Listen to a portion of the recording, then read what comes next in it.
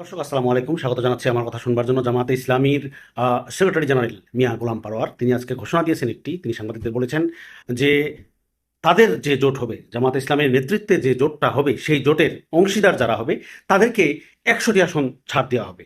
অর্থাৎ 200টি আসন নির্বাচন করবে হচ্ছে জামায়াত ইসলামীর প্রার্থীরা, আর 100টি আসনে তাদের সমর্থিত, তাদের সাথে যারা জোটবদ্ধ হবেন সেই জোটবদ্ধ দলের নেতারা বা এমপি প্রার্থীরা নির্বাচন করবেন।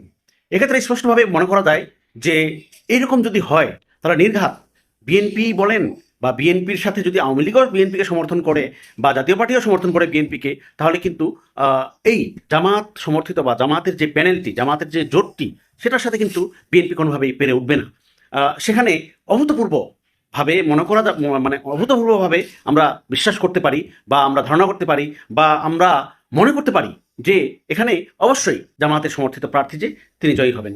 সেক্ষেত্রে যদি জামাত প্রয়োজন যদি পড়ে, তাহলে আরও কিছু আসন প্রয়োজনে ছাড় দিক, কিন্তু বৃহত্তর স্বার্থে, দেশের বৃহত্তর স্বার্থে বড় একটি জোট যদি জামাত করতে পারে, এটাই হচ্ছে চ্যালেঞ্জ।